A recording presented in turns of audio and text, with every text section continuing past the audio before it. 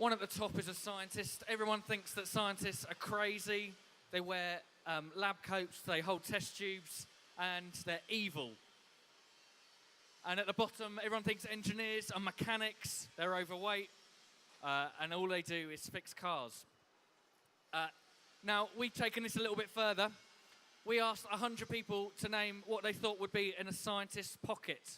Can anyone put their hand up and tell me what the general public would have said was in a scientist's pocket? Yeah, go on. Goggles. Goggles, yes. I think goggles is there. Anyone else got anything else? What's a stereotypical view of what a scientist might have in his pocket? A test tube, someone said. Yes, you're right. Here are the top 8 things that the 100 people, we genuinely did this. So we've got a pen, a calculator, glasses, notepad, phone, magnifying glass, mint, and test tube.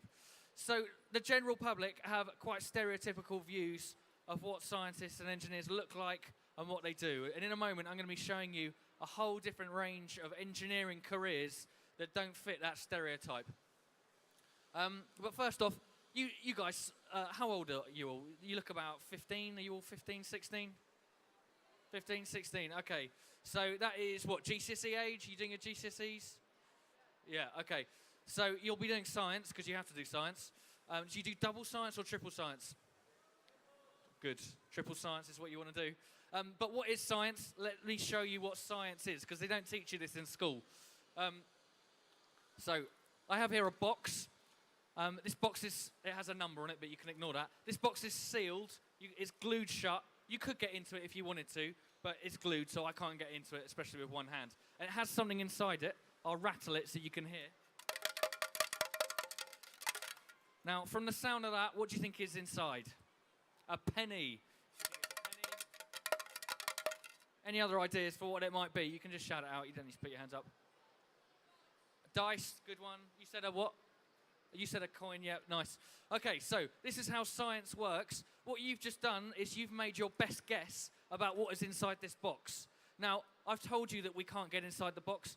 I don't know what's inside the box. I didn't create this thing. I didn't put it inside there. I can't get it open. So what scientists do in labs all around the world is they observe the world. They try and make best guesses about whatever they're studying. So in this case, your best guess was it was dice or a coin. And then if you're a scientist, you do further tests to try and back up your theory of what is inside this box. What could you do, other than opening it, what could you do with this box to show you pretty much conclusively what was inside? Anyone else got any ideas? No? Any ideas? Yeah, shake it, I've done that. What else? X-ray, that's it.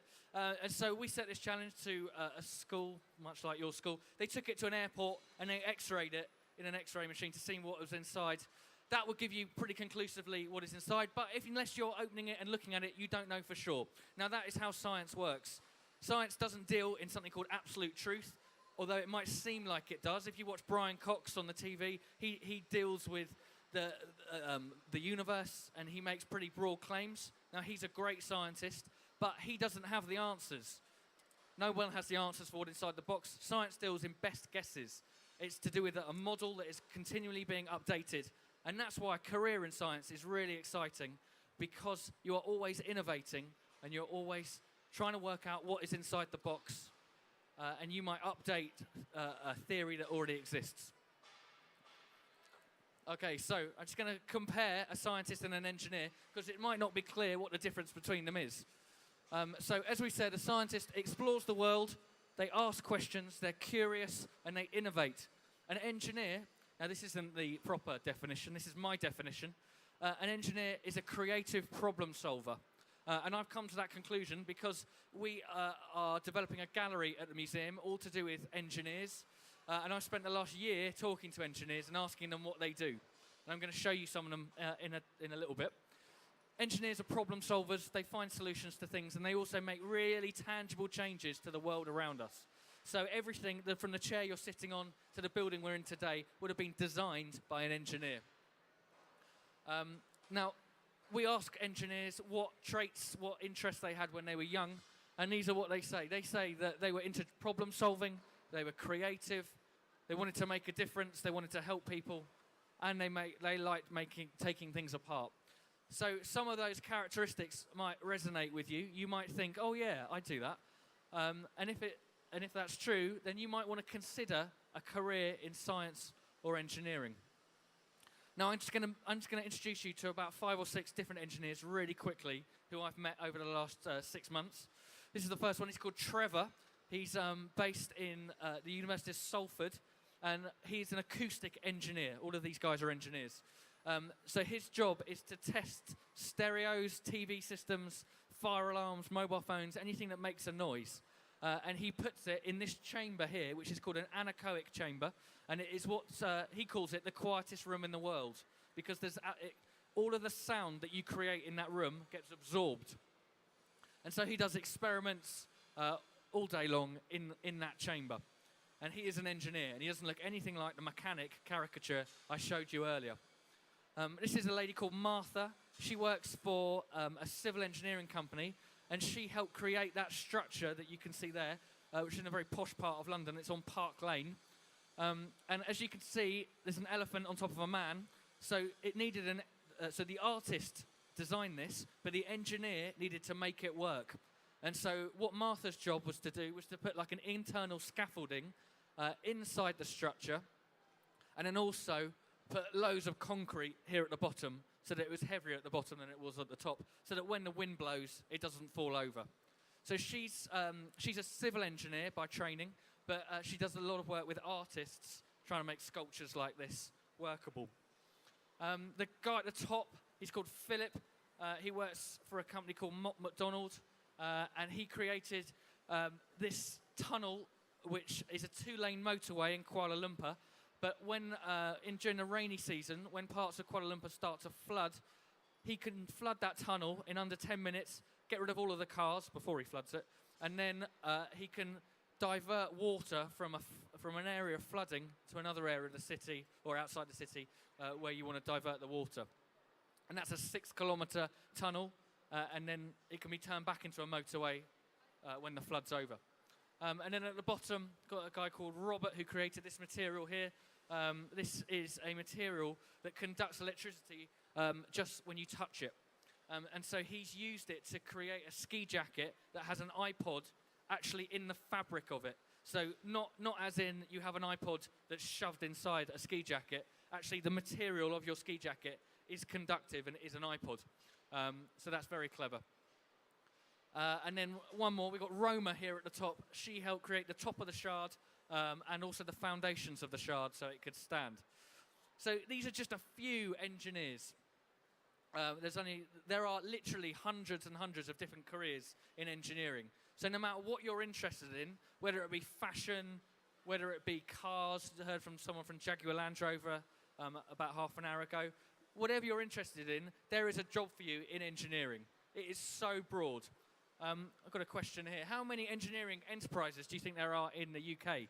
Put your hand up if you think it's A, 5,000. No one. Who thinks B, 50,000? Put your hand up. Who thinks C, 500,000? Yes, you're right. 500,000. I'll just wait for that to stop. So there are 500,000 engineering enterprises, so that's companies, charities, all the businesses that are associated with it in the UK. And they have a massive skills shortage and a skills gap. There aren't enough apprentices, there aren't enough graduate engineers going into the field. So much so that there are going to be 2.74 million jobs opening in engineering over the next 10 years. Now, if you want to find out a little bit more about engineering, I recommend going to this website, www.tomorrowsengineers.org.uk.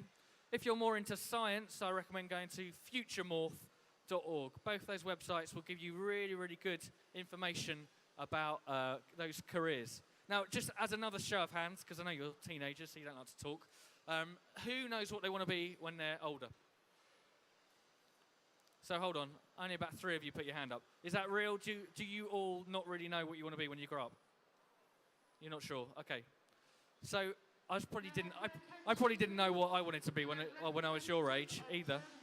All right, I'll wait for that to stop. To the security team, a representative of Okay, so who do you think influences you most about what career you're going to go into? Who do you think on young people, who is your biggest influencer for what career that you might go into? Does anyone know the answer? You say your teacher?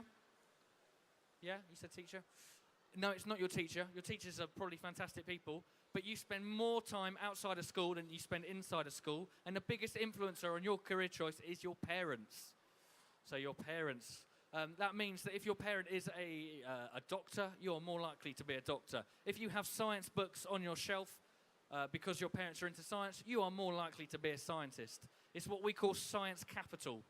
So depending on how much science capital you have, how much your parents, your family are into science, how many people you know who actually work in it, that is more likely to result in you going into that career.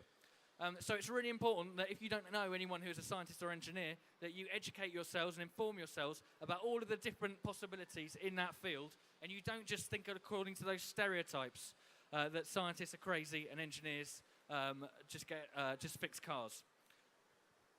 So you need to go home and tell your parents to encourage you to become scientists and engineers. Okay. I think I'm going to stop there. So if you've got any questions, have a think. And put your hand up, and I'm sure I could answer any questions that you might have. No questions? Okay. Well, in that case, thank you very much for listening. Give me a small round of applause. Thank you. Great. I hope you enjoy the rest of the show. If you do have a question, you can come up to me at the end. If not, goodbye.